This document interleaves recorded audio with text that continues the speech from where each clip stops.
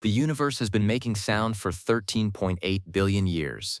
Not sound the way you experience it, not pressure waves in air, not vibrations transmitted through a medium you can hear with biological ears, but something deeper and stranger and more fundamental than any sound you have ever encountered. The universe has been ringing. Space-time itself, the four-dimensional fabric in which everything exists, the medium of all physical reality, has been vibrating since the Big Bang, shaken by every massive object that has ever moved, every star that has ever exploded, every black hole that has ever formed or merged or swallowed another object. The ripples in space-time produced by these events travel outward at the speed of light in every direction, growing fainter with distance but never stopping, never being absorbed, passing through galaxies and gas clouds and planets and people as though none of it is there. We have been swimming in these ripples since before the Earth existed. They have been passing through every living thing that has ever lived on this planet since the first cell formed in the early ocean 4 billion years ago, through every dinosaur and every mammal and every human being, and not one of those living things, not one, not until the morning of September 14, 2015, had any way of knowing it. That morning changed everything. A machine that had taken 50 years to design, 20 years to build, and more than $1 billion to fund measured, for the first time in human history, a gravitational wave. It measured the space-time ripple produced by the collision of two black holes over 1 billion light-years away, a collision that released more energy in a fraction of a second than all the stars and all the galaxies in the observable universe emit in an equivalent time. It measured the signature of that collision in the form of a distortion of its 4-kilometer-long arms that was 1,000 times smaller than a proton. It did this with a precision so extraordinary that describing it in ordinary language strains the limits of analogy. And in doing so, it opened a new era in the history of human observation, an era in which we can not only see the universe with light, but hear it with gravity, in which events that produce no light, events hidden in regions of space so extreme that electromagnetic radiation cannot escape, events that have been completely invisible to every instrument we have ever built, now leave a signal we can detect and characterize and learn from. The era of gravitational wave astronomy has arrived, and what it is revealing about the universe, about the behavior of matter in the most extreme conditions that exist anywhere in the known cosmos, about the population of black holes and neutron stars, about the formation of heavy elements, about the nature of gravity itself in regimes where general relativity is pushed to its limits, is only beginning. To understand why the detection was such an extraordinary achievement, and why it took so long to accomplish, and what the people who accomplished it went through to get there, you have to understand what gravitational waves are, and how absurdly small their effects are by the time they reach Earth. And you have to understand the physics that predicts them, and the history of the scientific community's ambivalent relationship with their existence. Gravitational waves are predictions of general relativity. Einstein published his general theory of relativity in November 1915, a theory that replaced Newton's picture of gravity, a force acting instantaneously at a distance between masses, with a geometric picture in which mass and energy curve the four-dimensional fabric of spacetime, and what we experience as gravity is the tendency of objects to follow the straightest possible paths through that curved spacetime. In Newtonian gravity, information about a change in the position of a mass is communicated instantaneously. If the sun were suddenly to disappear, the Earth would instantly stop feeling its gravity without any delay. General relativity does not permit this. Nothing, including the influence of gravity, can travel faster than the speed of light. When a massive object accelerates, when it changes its motion in some way, the curvature of spacetime in its vicinity changes, and that change propagates outward at the speed of light as a wave of distortion in the fabric of spacetime. A gravitational wave. Einstein worked out the mathematics of gravitational waves in a paper published in 1916, just 1 year after the general theory itself. The calculations showed that oscillating masses, two stars orbiting each other, two black holes spiraling together, any system with changing mass distribution, would radiate gravitational waves and lose energy as they did so, the system slowly spiraling inward as the emitted gravitational radiation carried away the orbital energy. The waves themselves were transverse oscillations of spacetime. They stretched spacetime in one direction while compressing it in the perpendicular direction, and then reversed, alternately stretching and compressing in an oscillating pattern that traveled outward from the source. But Einstein was deeply ambivalent about whether the waves were physically real or merely a mathematical artifact of his coordinate system. In 1936, he and his collaborator Nathan Rosen actually submitted a paper to the Physical Review, arguing that gravitational waves did not exist, that what appeared to be wave solutions in the mathematics were not physically meaningful. The paper was sent to a referee, Robertson, though Einstein did not know who found a specific mathematical error. Einstein, furious that the Physical Review had sent his paper to a referee at all, a practice he considered inappropriate, withdrew the paper without reading the referee's report, and submitted it instead to the Journal of the Franklin Institute. By the time it was published, Einstein's assistant Leopold Infeld had independently found the same error that Robertson had identified, and Einstein reversed his conclusion. Gravitational waves did exist and were physically real. But the episode illustrates the degree to which even their originator was uncertain about whether gravitational waves were real or formal. The uncertainty persisted in the physics community for decades. As late as 1957, there was a famous conference at Chapel Hill, North Carolina, a gathering of physicists working on gravity, at which the question of whether gravitational waves carried energy was genuinely unresolved. Feynman, at that conference, proposed what is now called the sticky bead argument. If a gravitational wave passes through a rod with beads loosely threaded on it, the wave will move the beads back and forth as it alternately stretches and compresses the rod, and friction between the beads and the rod will heat the rod. Since the wave is doing thermodynamic work, heating the rod, it must be carrying energy, it must be real. The argument was simple and convincing, and it largely settled the theoretical debate. Gravitational waves were real. They carried energy. They were in principle detectable. The question of whether they were detectable in practice was another matter entirely, and it was a matter that would consume decades of effort, billions of dollars, enormous scientific controversy, and the careers of some of the most determined people in the history of physics. The first person to seriously attempt to detect gravitational waves was Joseph Weber, a physicist at the University of Maryland who in the early 1960s developed the first gravitational wave detector, a large aluminum cylinder about 2 meters long and 1 meter in diameter, weighing 1.5 tons, suspended in a vacuum and instrumented with piezoelectric crystals that would produce an electrical signal if the cylinder were squeezed or stretched by a passing gravitational wave. Weber's reasoning was that a gravitational wave of sufficient amplitude would cause the cylinder to vibrate, would ring it like a bell, and the vibration could be detected by the crystals. He called these devices resonant bar detectors, and he built several of them, placing them at different locations to reduce the probability of false signals from local disturbances. In 1969, Weber announced that his bar detectors were detecting gravitational wave signals, coincident events at detectors in Maryland and Illinois, that appeared to be correlated in a way that could not be explained by local noise. The announcement was extraordinary.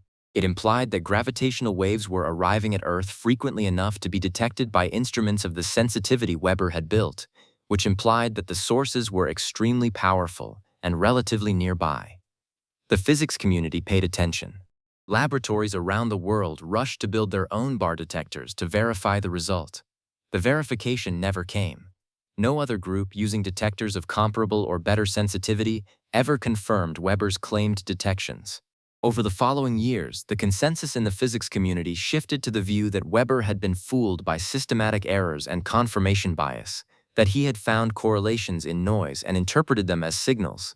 Weber never conceded this and continued to claim detections until his death in 2000. The controversy around Weber was bitter and public and lasting, and it cast a shadow over the entire field of gravitational wave detection for years. The Weber episode was not entirely negative. It galvanized the field. The need to build more sensitive detectors that could either confirm or definitively rule out the kind of signals Weber claimed, drove theoretical and experimental work that eventually led to the laser interferometer concept. And it established that the search for gravitational waves was a serious scientific enterprise, even if Weber's specific claims were wrong. The man who became the central figure in the development of the laser interferometer approach to gravitational wave detection, the approach that eventually succeeded, was Rainer Weiss, a physicist at MIT. Weiss had been a student at MIT in the 1950s and had a famously rocky undergraduate career. He flunked out for a period because he was more interested in building electronics for his girlfriend's apartment than attending classes, eventually returning and completing his degrees. He went on to do important work on the cosmic microwave background. He was one of the key figures in developing the technology for the COBE satellite. But gravitational waves became his central obsession in the late 1960s. Weiss's key insight was that a laser interferometer was fundamentally better suited to detecting gravitational waves than a resonant bar. A resonant bar detector only responds to gravitational waves at its resonant frequency. It is like a guitar string that only resonates at specific pitches. A laser interferometer, by contrast, can detect gravitational waves over a broad range of frequencies, limited primarily by the stability of the laser light and the mechanical noise of the mirror suspension systems. And critically, a laser interferometer could be made much larger than a bar detector, which mattered enormously because the sensitivity of a gravitational wave detector scales with the length of the instrument. Longer arms mean smaller relative displacements from a given gravitational wave amplitude, which means better sensitivity. The basic concept of the Michelson laser interferometer, the same concept used in the famous 1887 Michelson-Morley experiment that disproved the luminiferous ether, was straightforward in principle. Split a laser beam into two perpendicular beams, send each beam down a long arm, bounce it off a mirror at the far end, and recombine the beams at the beam splitter. If the two arms are exactly the same length, the two beams will be exactly in phase when they recombine, and the interference will be constructive. The detector will see maximum light. If a gravitational wave passes through, it will change the length of one arm relative to the other, stretching one while compressing the other, and the interference pattern will shift. The magnitude of the shift tells you the amplitude of the gravitational wave. The sensitivity of the detector depends on how precisely you can measure the shift in the interference pattern, which in turn depends on how stable and how powerful the laser is, how well the mirrors are isolated from vibration, and how long the arms are. In a paper written in 1972, Weiss worked out the detailed physics of a laser interferometric gravitational wave detector and calculated the fundamental noise sources that would limit its sensitivity. The paper was extraordinary in its depth and foresight. It identified virtually every noise source that would need to be conquered in the eventual LIGO detectors, from seismic noise to quantum noise to thermal noise in the mirror suspensions, and it showed that a detector with kilometric arms and sufficiently advanced technology could, in principle, detect the gravitational waves expected from astrophysical sources. The paper was internal, a research report for MIT, not a journal publication, and it circulated in the field, laying out the roadmap for what would become the Laser Interferometer Gravitational Wave Observatory. The other central figure in the development of LIGO was Kip Thorne, a theoretical physicist at Caltech who was one of the world's leading experts on general relativity and was deeply committed to the idea that gravitational wave astronomy was the future of observational physics. Thorne had been a student of John Wheeler, the same Wheeler who coined the term black hole and whose it from bit philosophy would later influence the information paradox discussion, and he shared Wheeler's conviction that the most extreme objects and processes in the universe were the ones that would reveal the deepest truths about physical law. Thorne was convinced that binary black hole systems, pairs of black holes orbiting each other and spiraling together, were producing gravitational waves that a sufficiently sensitive detector could find, and he devoted enormous intellectual energy to working out the physics of these systems and advocating for the construction of the detectors needed to find them. Thorne and Weiss were complementary in their approaches. Thorne, the theorist who understood what there was to find and why it mattered. Weiss, the experimentalist who understood how to build the instrument that could find it. They collaborated closely and both eventually became proposers of the LIGO project. The third proposer, who brought different skills and a different perspective, was Ronald Draver, a Scottish physicist who came to Caltech from the University of Glasgow. Draver was one of the most creative experimentalists in the field, responsible for several key technical innovations in laser interferometry, including techniques for stabilizing the laser frequency that were essential to achieving the required sensitivity. But Draver was also famously difficult to work with, intensely idiosyncratic, resistant to authority, possessed of an independence of mind that made him simultaneously invaluable as an inventor and impossible to manage as a member of a large collaboration. His relationship with the LIGO project leadership was turbulent throughout the design and early construction phases, and he was eventually removed from his leadership role in a process that was painful for everyone involved and that left lasting wounds in the community. The LIGO project was proposed to the National Science Foundation in the mid-1980s and received its first significant funding in 1990, after a long and difficult review process in which many prominent physicists argued that the project was too expensive and too unlikely to succeed. The skeptics were not unintelligent or ill-motivated. The required sensitivity was so far beyond anything that had been demonstrated in a laboratory that claiming it was achievable seemed like hubris. The final LIGO detectors would need to measure displacements of the order of 10 to the minus 19 meters, a tenth of a billionth of a meter, which is about 1,000 times smaller than a proton.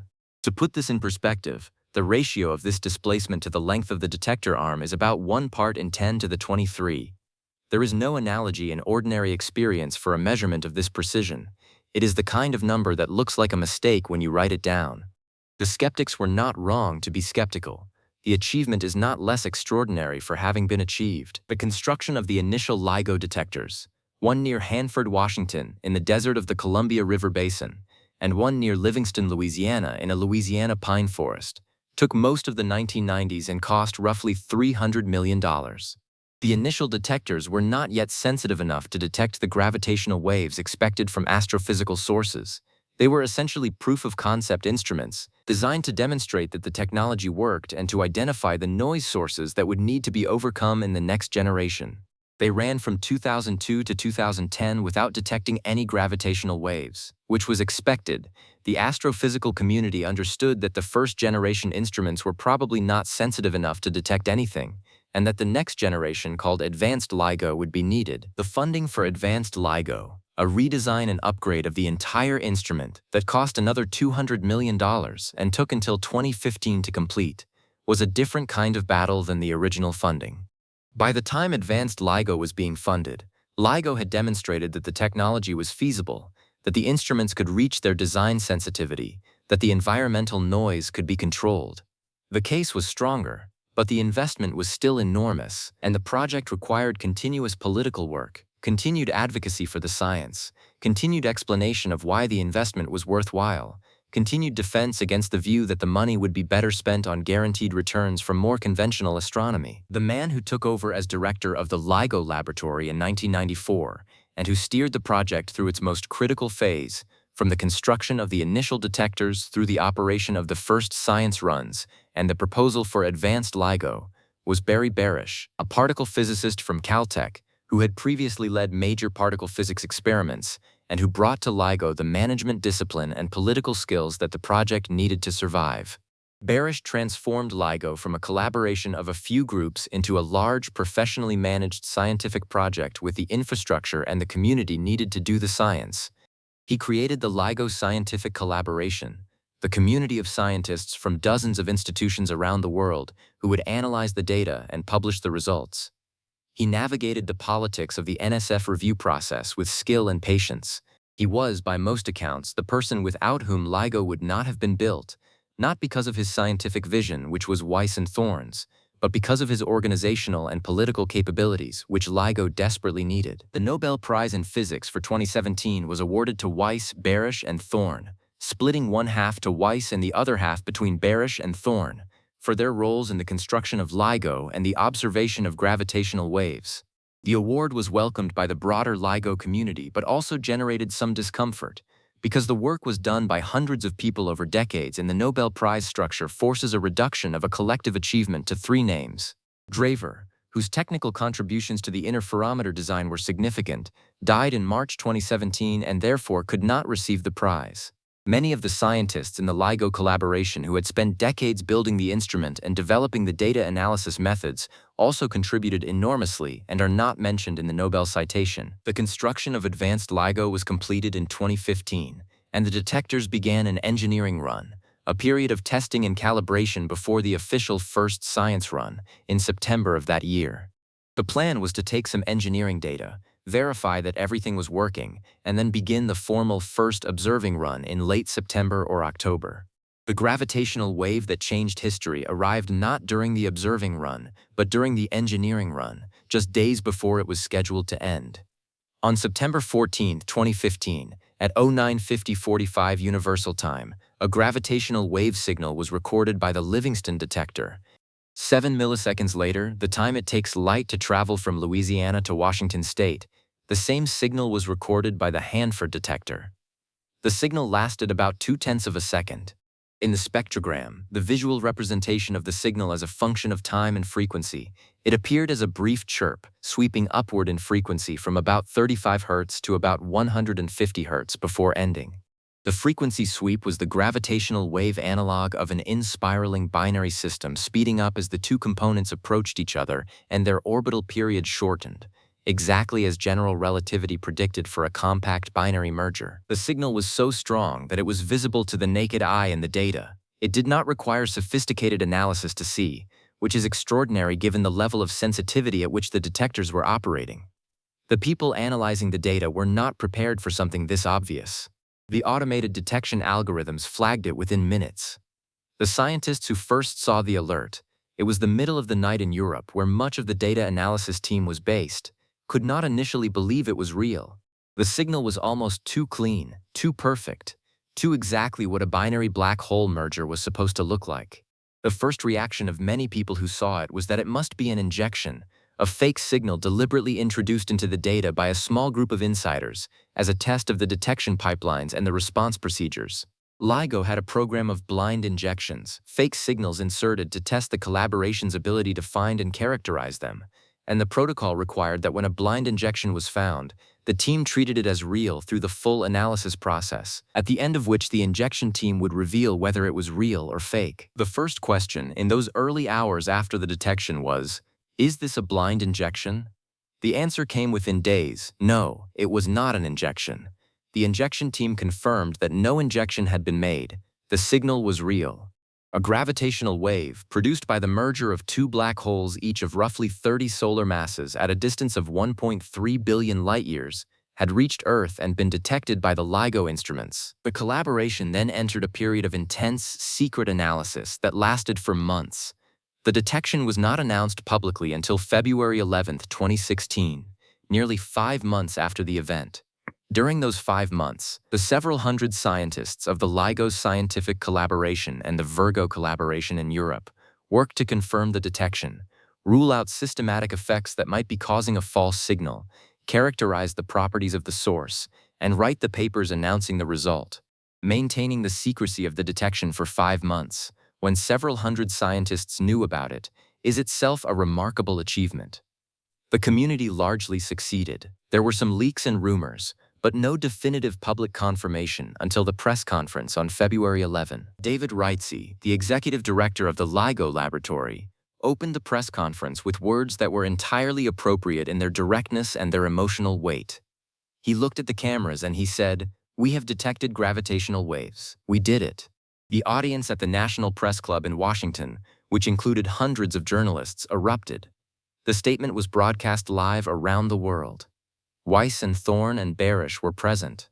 Many of the scientists who had spent decades working on the project were in the room or watching from elsewhere. Videos of scientists watching the announcement, many of them in tears, circulated on social media. The physicist Kip Thorne, who had been working toward this moment since the early 1970s, was asked what it felt like. He talked about his students and his colleagues who had worked on the project and had died before seeing the detection. He had trouble speaking. He said he was thinking of them. The physics of the detection event is worth understanding in some detail, because the event itself was extraordinary. The signal, designated GW15914 for the date, was produced by two black holes, one of about 36 solar masses and one of about 29 solar masses, which had been orbiting each other in a binary system and losing energy to gravitational wave emission for billions of years. In the final fraction of a second before the merger, the two black holes were moving at roughly half the speed of light, completing dozens of orbits per second, generating gravitational waves of increasing frequency and amplitude. At the moment of merger, when they touched and combined, they produced a burst of gravitational radiation that briefly radiated at a luminosity of about 3.6 times 10 to the 49 watts, greater than the combined electromagnetic luminosity of all the stars in the observable universe. The merged system then underwent a process called ring-down, oscillating and radiating gravitational waves as it settled into the Kerr geometry of a rotating black hole. The final black hole had a mass of about 62 solar masses, 3 solar masses less than the combined mass of the progenitors, because 3 solar masses worth of mass energy was radiated away as gravitational waves in the final moments of the merger. 3 solar masses of pure energy, released in a fraction of a second. That energy, spread over 1.3 billion light-years of space, distorted the LIGO detectors by 4 kilometers times 10 to the minus 23. The measurement that detected this signal is the smallest measurement ever made by human beings. It makes every previous measurement of length and distance look coarse. To achieve it, the LIGO team had to overcome noise sources at every scale, from the quantum to the seismic, each requiring different mitigation strategies and each representing a formidable technical challenge. The mirrors at the ends of the LIGO arms are among the most perfect objects ever manufactured. They are 20-kilogram fused silica cylinders, about 30 centimeters across, with surfaces polished to a smoothness measured in atomic layers. The reflectivity of their coatings, alternating layers of silica and tantalum pentoxide, deposited by ion beam sputtering, is so high that only about 3 parts per million of the light is lost at each reflection. This extraordinary reflectivity is necessary because the light in the LIGO arms bounces back and forth between the mirrors hundreds of times before exiting, a technique called Fabry-Perot resonance that effectively multiplies the arm length by hundreds, making the instrument behave as though its arms are much longer than they physically are. The effective path length in each LIGO arm is not 4 kilometers but roughly 1,600 kilometers, and the sensitivity scales with this effective length. The mirrors are suspended by a 4-stage pendulum system, a chain of 4 masses, each hanging from the one above, with the mirror as the bottom mass. A pendulum isolates its payload from horizontal vibrations at frequencies above its resonant frequency. The higher the frequency, the better the isolation. A 4-stage pendulum provides isolation that decreases with frequency as the 4th power, which means that at gravitational wave frequencies of tens to hundreds of hertz, the mirrors are extraordinarily isolated from the seismic vibrations of the ground. The ground itself is isolated from external vibrations by a system of active and passive isolation platforms, using sensors and actuators to cancel out the seismic noise before it reaches the mirror suspensions. The entire isolation system reduces the motion of the mirrors at gravitational wave frequencies by a factor of 1,000,000 billion relative to the ground, 10 to the 15th, which is what is required to make the gravitational wave signal detectable above the noise. At the quantum level, the fundamental noise source is the quantum nature of light.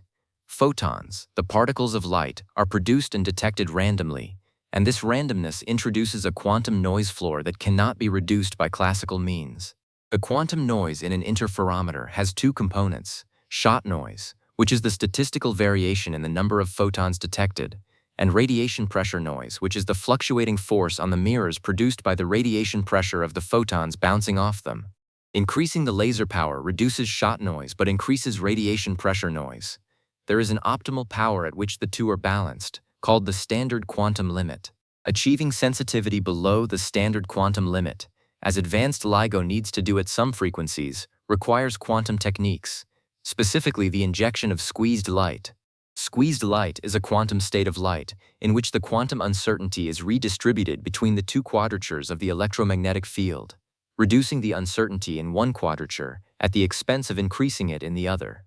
By injecting squeezed light into the LIGO interferometer, the collaboration has reduced the quantum noise below the standard quantum limit, pushing the sensitivity into a regime that requires quantum mechanical treatment to understand. The list of noise sources that had to be controlled to make LIGO work reads like a catalog of physical phenomena: seismic noise, thermal noise in the mirror coatings, thermal noise in the mirror suspensions, quantum shot noise, quantum radiation pressure noise, laser frequency noise, laser intensity noise, beam pointing noise, scattered light, cosmic rays, local magnetic fields, acoustic noise, gravitational gradients from moving masses near the detector. Each of these was studied, modeled, and mitigated through decades of experimental work by hundreds of scientists and engineers. The fact that the instrument works, that it can measure a displacement smaller than a proton at a frequency of 100 Hz, is not luck or magic.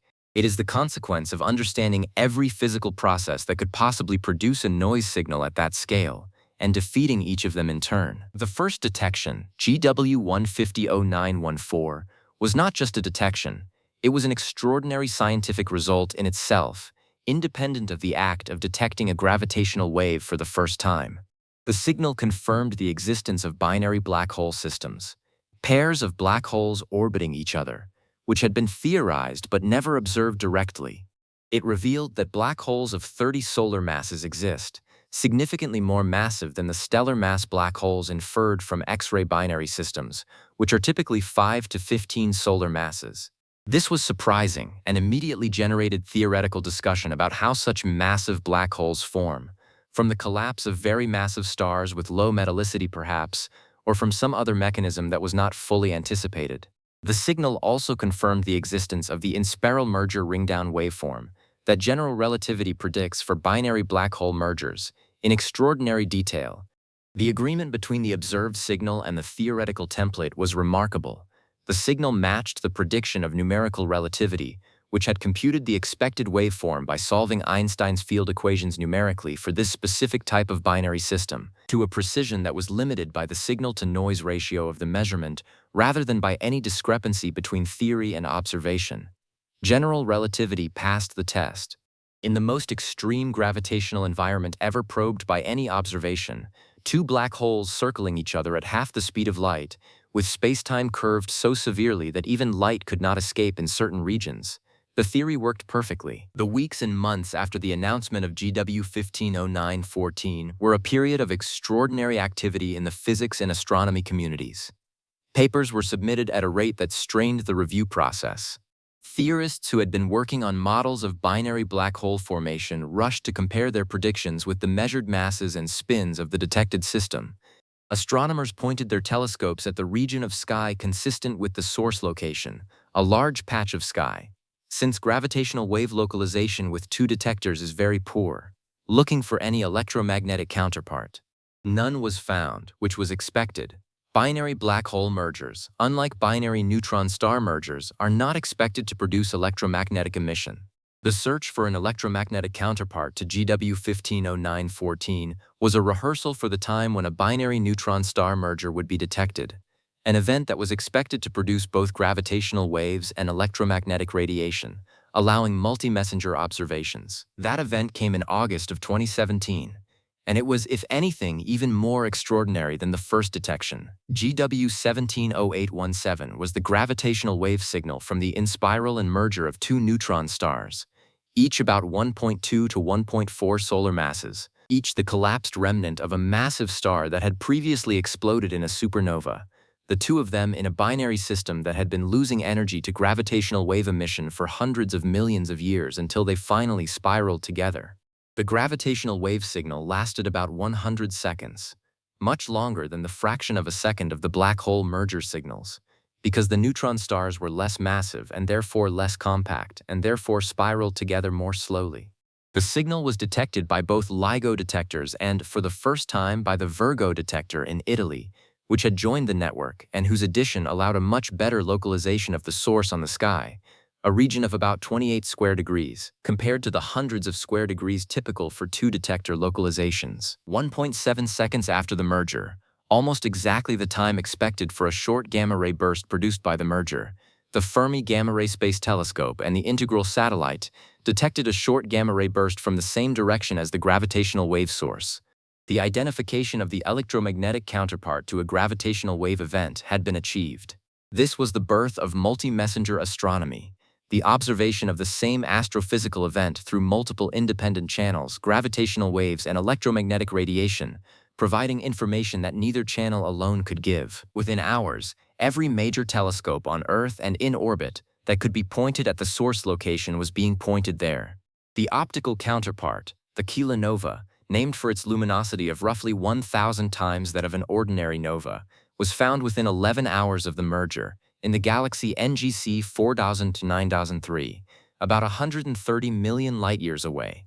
It was visible in the southern sky, a point of blue light that brightened and then faded and reddened over the following days, as the radioactive decay of heavy R-process elements produced in the neutron-star merger heated and then cooled the expanding ejecta. Spectroscopic observations of the kilonova over the following days and weeks detected the signatures of strontium, barium, and other heavy elements, confirming that neutron-star mergers are indeed a major site of R-process nucleosynthesis, the process that produces the heavy elements, including gold and platinum, that are not made in ordinary stellar nucleosynthesis. The observation of GW 170817 and its electromagnetic counterpart was a watershed in astrophysics. In a single event, it confirmed the connection between binary neutron star mergers and short gamma-ray bursts, which had been suspected but not confirmed.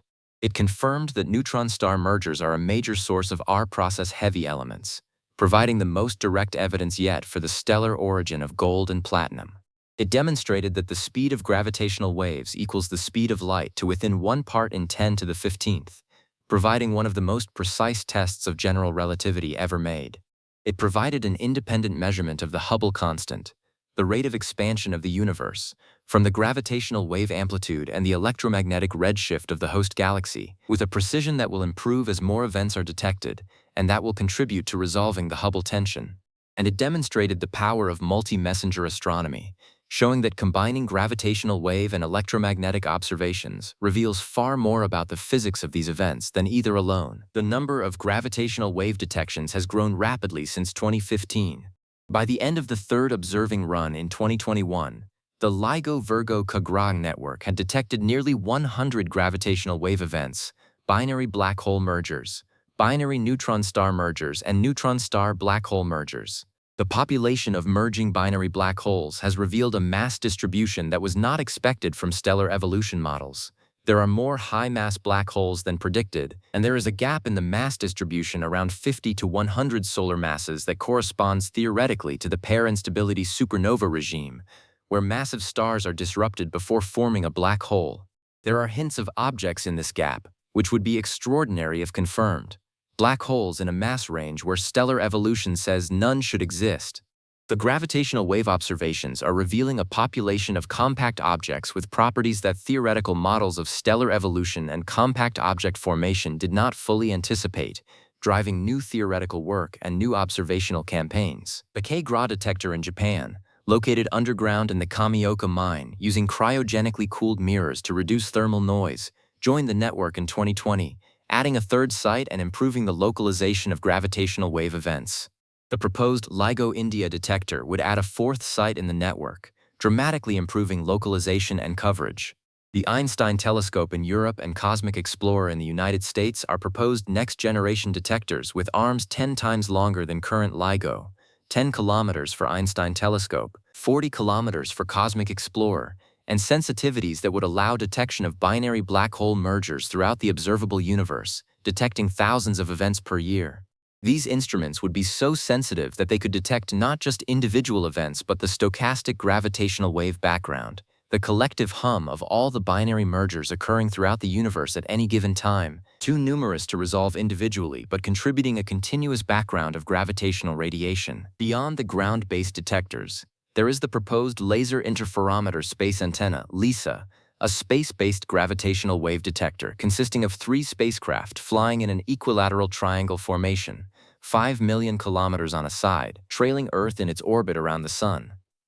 LISA would detect gravitational waves at much lower frequencies than ground-based detectors, the frequency range of millihertz to fractions of a hertz, corresponding to massive black hole binary mergers, compact binary systems in our own galaxy, and possibly primordial gravitational waves from the early universe.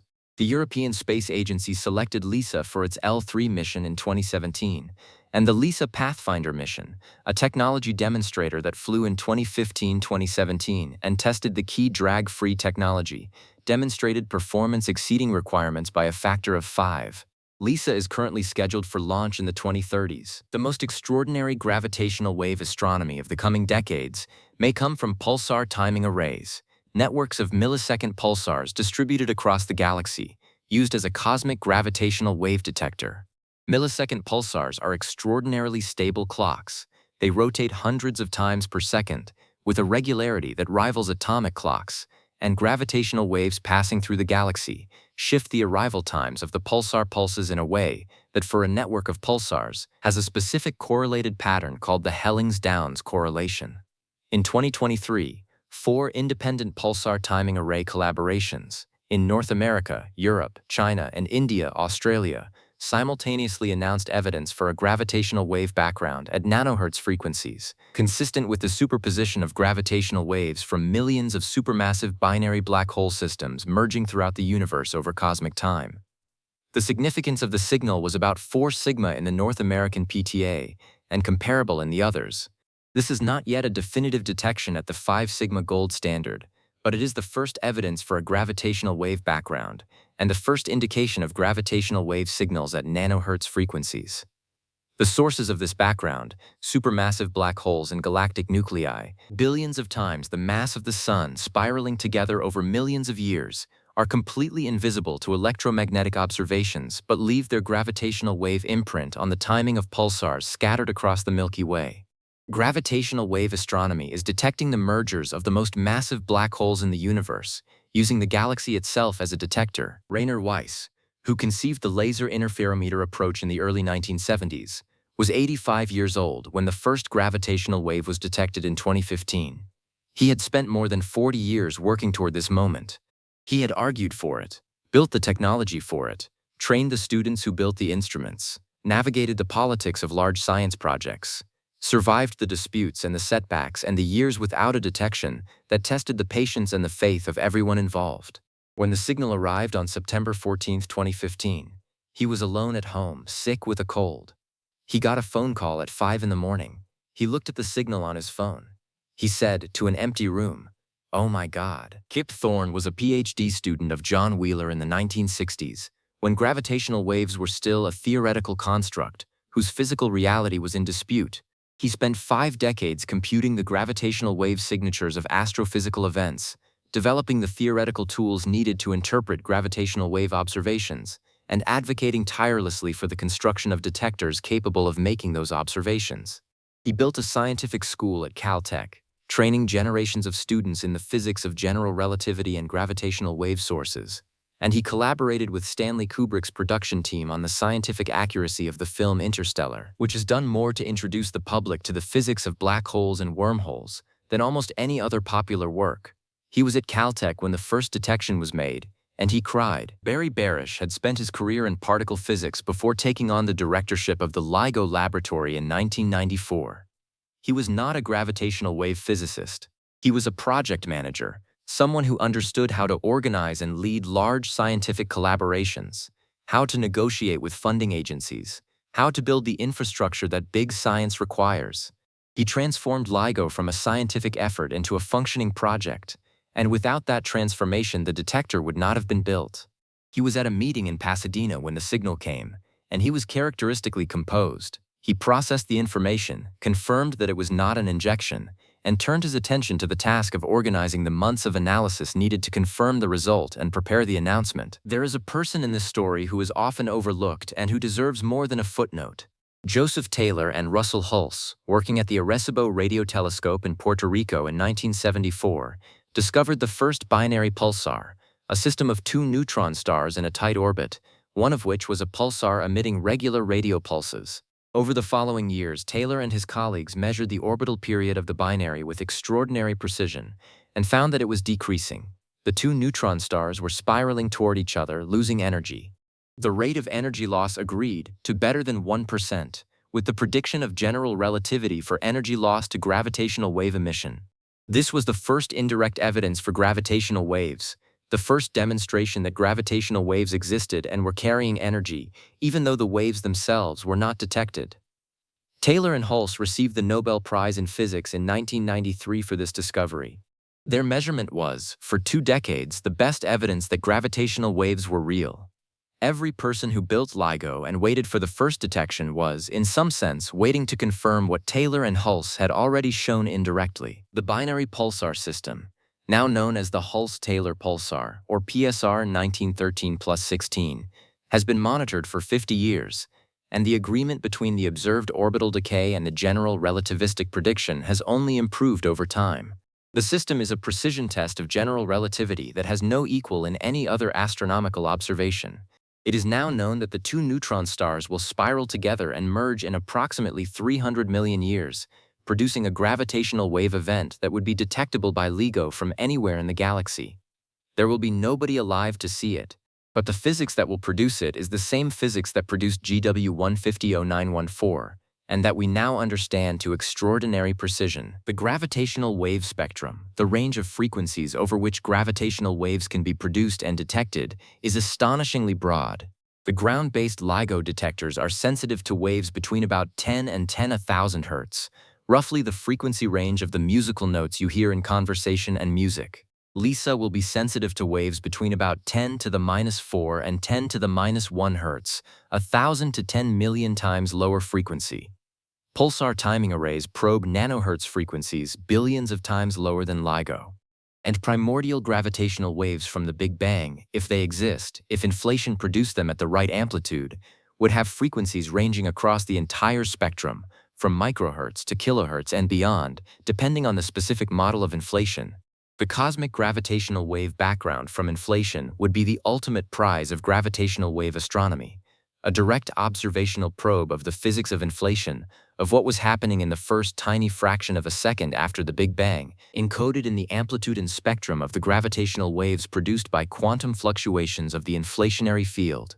Whether these primordial gravitational waves are detectable, whether their amplitude is large enough to be seen above the gravitational wave backgrounds from binary black hole mergers and other astrophysical sources, depends on the specific model of inflation, and current measurements from the CMB already constrain this amplitude.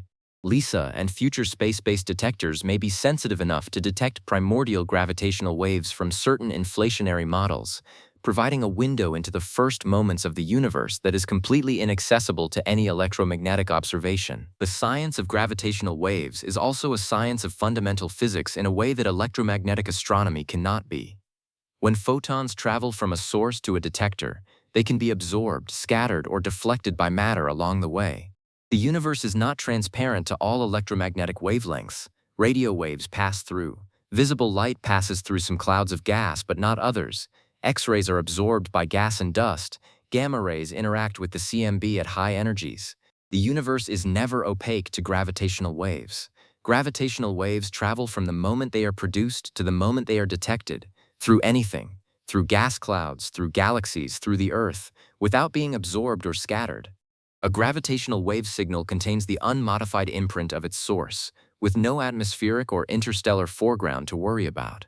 This makes gravitational waves the ultimate probe of the physics of their sources. You see the source directly, unobscured. And the sources that gravitational waves can probe are precisely the sources most invisible to electromagnetic observation.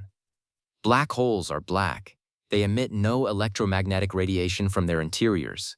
The most accurate description of a black hole that electromagnetic astronomy can give is indirect: the X-ray emission from the accretion disk around the black hole, or the dynamics of stars or gas orbiting it, or the jets of plasma being launched from the vicinity of the event horizon. These observations reveal the black hole's presence and its mass, but they do not reveal the dynamics of the black hole itself, the behavior of spacetime in the region where gravity is so strong that even light cannot escape. Gravitational wave observations do. The ring-down signal of a newly merged black hole, the gravitational wave emission as it settles into a Kerr geometry, carries direct information about the mass and spin of the final black hole and tests the specific predictions of general relativity for black hole spacetime. Every binary black hole merger is a test of general relativity in a regime where it has never been tested before, where the field is so strong and the dynamics so fast that the straightforward approximations that simplify the equations in weak field regime are completely inapplicable. The neutron star interior is another scientific target uniquely accessible to gravitational wave observations. The interior of a neutron star is the densest accessible form of matter in the universe, denser than an atomic nucleus, possibly containing exotic states of matter involving quarks or hyperons or other particles not present in ordinary nuclear matter. Electromagnetic observations of neutron stars, their masses, their radii, their temperature and emission spectra, constrain the equation of state of this dense matter, but the constraints are limited by the degeneracy between different parameters. Gravitational wave observations of binary neutron star mergers add a critical new dimension: tidal deformability. As two neutron stars spiral together, their mutual gravity raises tides on each other, tidal distortions of the neutron star fluid that affect the orbital dynamics and leave an imprint on the gravitational wave signal in the final cycles before merger. The magnitude of this tidal effect depends on how compressible the neutron star matter is. Stiff equations of state produce larger stars that are more easily deformed. Soft equations of state produce smaller, denser stars that resist deformation. The measurement of tidal deformability from GW 1708T17 provided the first gravitational wave constraint on the neutron star equation of state, and it is competitive with the best constraints from electromagnetic observations. Future observations of binary neutron star mergers, with more sensitive detectors and a larger sample of events, will dramatically tighten the constraints on the neutron star equation of state and may definitively determine the composition of the densest matter in the known universe. There is a specific prediction of general relativity that gravitational wave observations can test in a way that no electromagnetic observation can. The no-hair theorem. The no-hair theorem states that the most general stationary black hole solution in general relativity is the Kerr-Newman solution, characterized completely by just three parameters: mass, spin, and electric charge. A black hole has no hair, no additional structure, no details of its formation history, no dependence on what fell into it or how. In principle, two black holes with the same mass, spin, and charge are identical, regardless of whether they formed from the collapse of a star or from the merger of two neutron stars, or from the merger of two smaller black holes. The ring-down signal of a newly formed black hole, the gravitational wave emission in the moments after merger, is precisely described by the quasi-normal modes of the Kerr geometry, and measuring multiple quasi-normal modes allows a test of whether the final object is indeed a Kerr black hole or whether it has additional structure. This is called black hole spectroscopy, and it is a program that is beginning to be carried out with current LIGO data and will be dramatically more powerful with the next generation of detectors. If the no-hair theorem is violated, if the merging object is not a Kerr black hole but something else, perhaps an exotic compact object or a black hole with quantum hair, gravitational wave spectroscopy will detect the deviation. We would learn that general relativity's most iconic prediction is wrong, and we would have evidence for physics beyond Einstein. The possibility of physics beyond Einstein is one that gravitational wave observations are uniquely positioned to test, because they probe general relativity in regimes where it has never been tested before. Every detection is a test.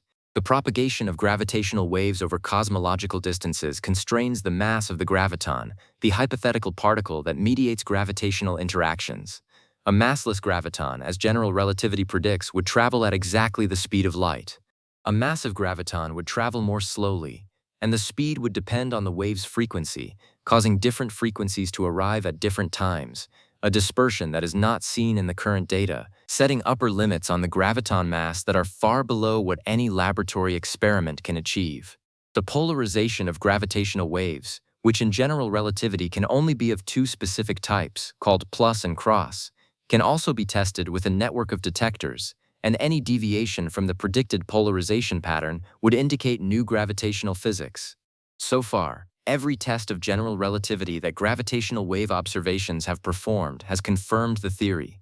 But the tests are getting more precise, and the regime is getting more extreme, and the possibility of a deviation cannot be excluded a priori. What Weiss and Thorne and their collaborators built, what 50 years of physics and engineering and determination produced, is not just a detector.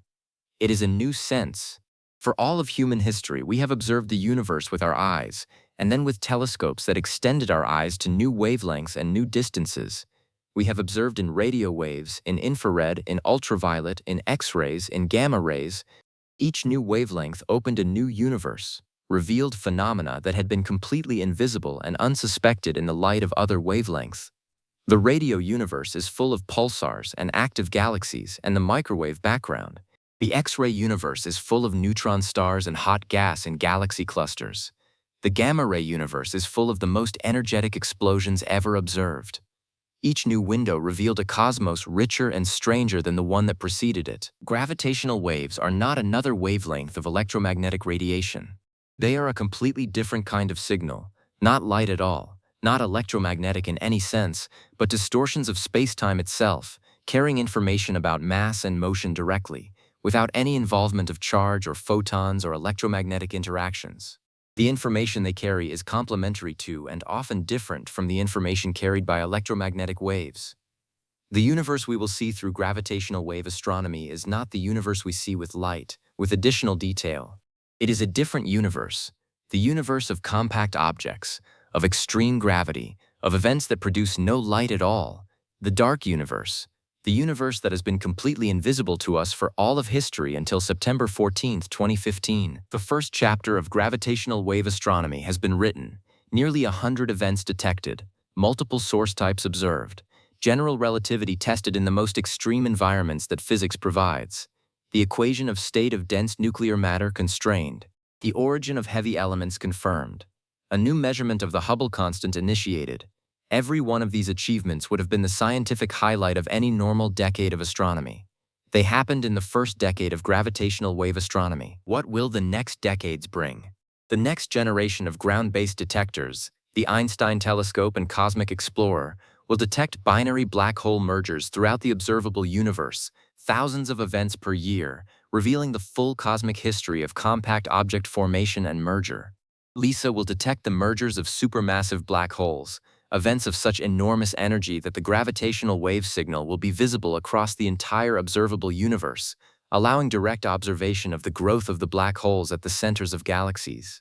Pulsar timing arrays will characterize the nanohertz gravitational wave background, potentially revealing unexpected sources, cosmic strings, phase transitions in the early universe, other phenomena that current models do not predict. And somewhere in the data, encoded in the precise shape of the gravitational wave signals, there may be evidence of physics beyond general relativity, of new phenomena at the intersection of quantum mechanics and gravity, of the physics of the Planck scale, the scale at which quantum gravitational effects become important, and the sexmayacal description of black holes breaks down. The universe has been ringing for 13.8 billion years. The ring began with the Big Bang itself. Inflation produced gravitational waves, if current models are correct, and those waves are still propagating through the universe, mixed in with the cosmic gravitational wave background from billions of binary mergers and supernovae and other astrophysical events accumulated over cosmic time. Every massive body that has ever moved has contributed to this background, the sum of all the gravitational wave emission in the history of the universe, overlapping and interfering, a cosmic hum of extremely low amplitude that pervades all of space. We have not yet detected it. It is too faint and too diffuse, and too uniform in direction for current detectors to distinguish from instrumental noise. But it is there, and the detectors being built in the coming decades may be sensitive enough to hear it. On September 14, 2015, at 5:51 in the morning Eastern Time, two black holes a billion light-years away finished a journey they had begun hundreds of millions of years earlier. They spiraled together and merged in a fraction of a second, releasing the energy of three solar masses in the form of a gravitational wave that expanded outward at the speed of light in all directions, growing fainter with distance, crossing a billion light-years of intergalactic space, and arriving at a pair of detectors in the United States that had been built specifically to feel it. The detectors felt it. The measurement was made. The signal was 4 kilometers times 10 to the minus 23, 1/10,000th the diameter of a proton, the smallest measurement ever made by a human being. And it opened a new era in the history of human knowledge, the era in which we can hear, as well as see, the universe we live in. Rainer Weiss was alone at home when his phone lit up at 5 in the morning. He looked at the signal. He said out loud to nobody, "Oh my God." He was right.